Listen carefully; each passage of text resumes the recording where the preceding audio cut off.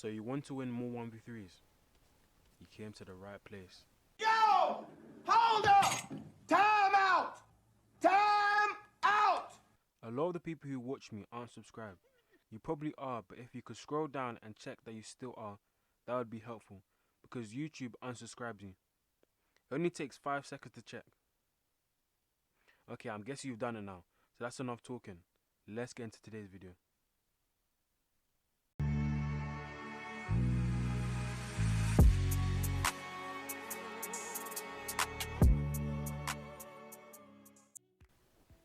Hey, it's Tsho here. Before we get into the video, I just want to say, please don't purposely go out of your way to fight 1v3s. This advice is if you absolutely have to, because no matter how good you are, there are better players than you.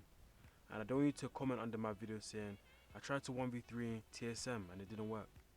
This video is to simply increase your odds of winning. Everyone has single-handedly fought against a whole squad at least one time in Apex Legends. Maybe because your entire team was eliminated or you just landed in an unlucky spot.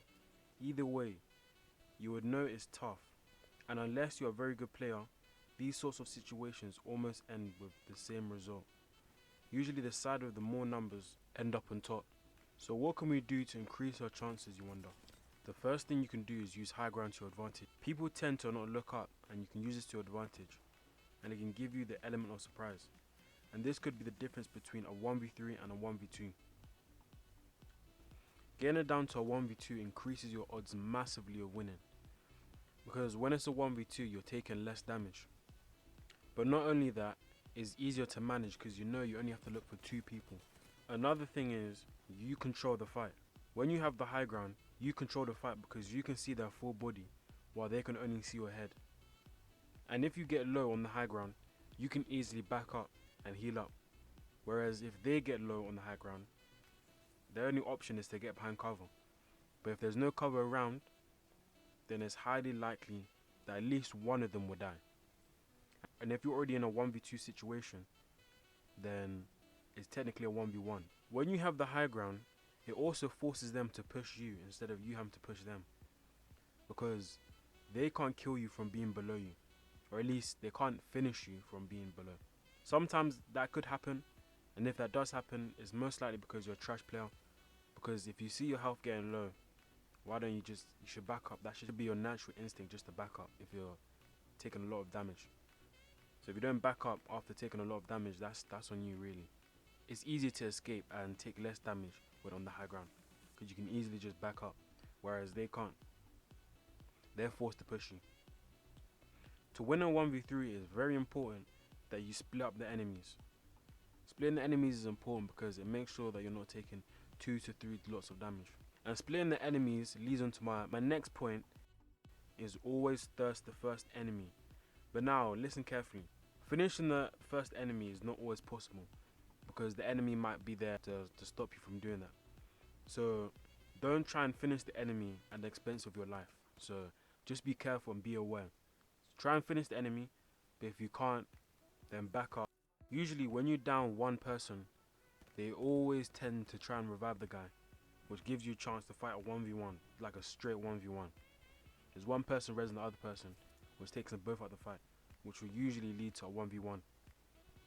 But what a smart person would do, as soon as the person you're doing a 1v1 is taking a lot of damage, they'll probably usually cancel the res, which will give you time to back up, and they'll both have to heal up, which they'll both be low, and you can take it from there. Another reason you want to first the enemy is because you need the armor swap. Armor swap in this game is very important, especially when you're doing 1v3s. Armor swapping has saved my life countless amount of times. I know on console it's quite hard, but if you're watching this on PC, you guys can do this quite easily. But on console it is challenging to do it. Yes, there is loopholes around it so that you can actually move around, but barely. But either way, armor swapping is very important if you want to do a 1v3. Another reason you want to first the first enemy is because it increases your chances of winning. Because now you have a straight 2v1, nobody's coming back from the dead like a revenant. It's a straight 2v1 as soon as you first the first enemy. When you first the first enemy, it will get the enemy scared, because usually people tend to play with people on their level. So if you the first enemy, then they know that you're roughly around about their level, so they'll start to get scared and panic. Think about a time when someone has 1v3'd you, and when they the first enemy, how that make you feel? Scared, right? So that's exactly why you should do it to other people, to get them scared. So when you're fighting them, they're not in their A game, which will further increase the chances of you winning. So this now leads me on to my next point. My next point is you want to be defensive and aggressive by utilizing cover. By utilizing cover, you can do 1v1s without actually doing a 1v1. By utilizing cover, you can do a 1v1 without actually doing a 1v1. But Tsho, how does that work? So the way this works is, if you can see somebody, majority of the time they can see you. So if you're behind cover and you can only see one enemy, the rest of his team cannot see you, which will make it a 1v1. But this 1v1 won't last for long, so you want to do as much damage as you can whilst you're doing this 1v1. The point of this is to take as minimal damage as possible, because when you're doing this 1v1, only one person is shooting you. But if you don't use cover, then 3 people are shooting you and you'll probably die very quickly. But using cover doesn't only allow you to fight 1v1s, it allows you to get some heals off. You can get a quick, behind cover you can get a quick sell off, you can get a quick syringe, but syringes are not really that quick, but you can still get something off. You can still heal yourself somehow, and quickly. Okay, so my next point, if everything goes wrong, this point is quite important. You can use it to advantage. So say now you had the high ground, you had the cover, but you accidentally slipped, or you fumbled the bag, you tripped somehow, something went wrong. You're off the high ground now, and you're on the floor. This leads to my next point. When you lose the advantage, people underestimate you. When enemies see you at disadvantage, they always charge towards you without even thinking. I can't lie, I'm guilty of this, and I'm sure some of you watching this are guilty of this as well. When you see someone as disadvantaged, you always just charge straight for them without even thinking. Which is something I'm trying to work on, but that is not the point right now. By knowing this information, you can use it to your advantage. What I like to do is, say I know that they're chasing me. They won't be chasing me in a straight line. So one person will be ahead, the other person will be behind, a little bit behind that person. They'll never be in a straight horizontal line. So I know one person will be ahead of the other person. So what I'll tend to do is, say I know they're chasing me, I'll try and run somewhere where there's a little bit of cover, hide behind the wall, get my master out, put it in the face and blast the head off. Then I'll probably try and run away again. That one person will try heal himself up, or he might keep chasing me, because if he's 3 man up, he might try to still chase me. So I'll try and do as much damage to the first person I can, then I'll try and run away. Basically, what I'm pretty much trying to do is take as minimal damage as possible. Especially if I know there's 3 people still alive, I'm trying to take as minimal damage as possible. If you do enough damage, they'll give up on you and they let the team handle it. In fact, when you're fighting a 1v3, you're not trying to kill the people. What you're trying to do is just survive.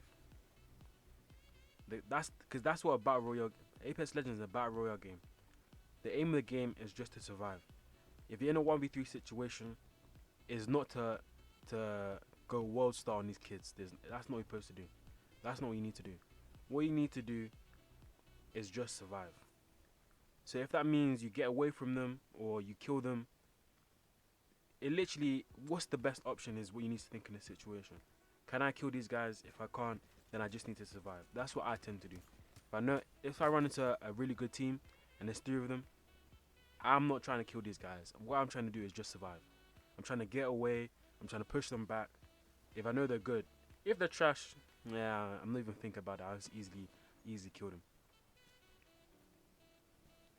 Another thing I realized, if you kill 2 enemies, the 3rd guy will be usually is scared and usually runs off.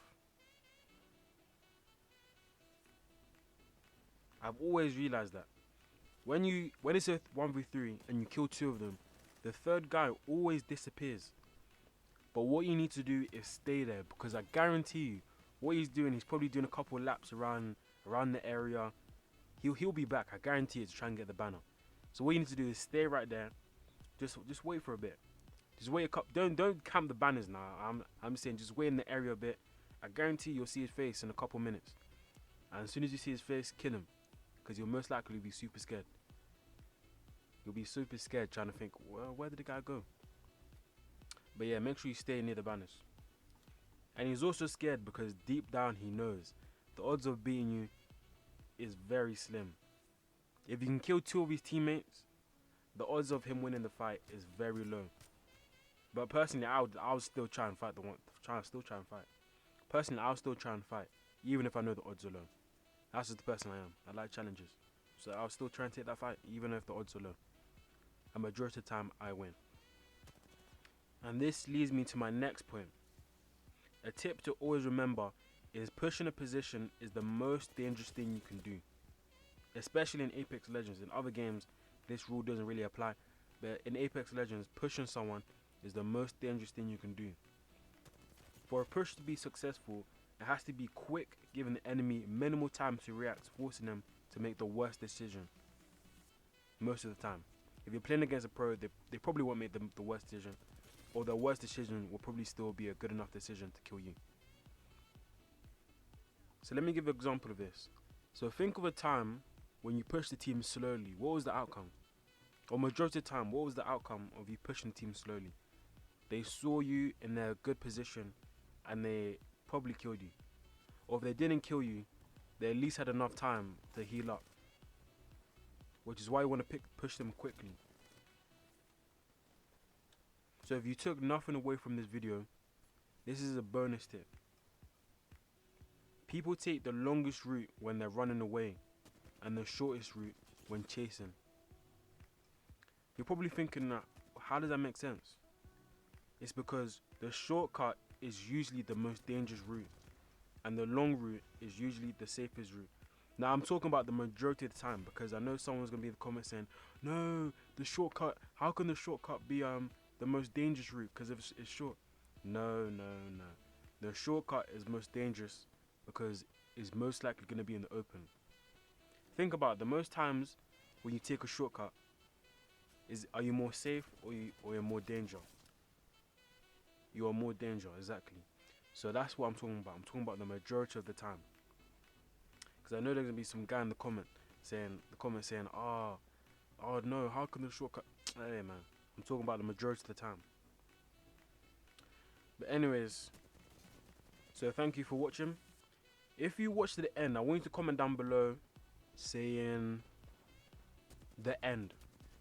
Just comment down at the bottom of in the comment section. Just say the end, because I'm trying out a new flow of a new style of how I create content. So if you watched to the end, just put in the comment section the end. I want to know who watched to the end, and yeah, I want to know who my loyal supporters are. But yeah, thank you for watching.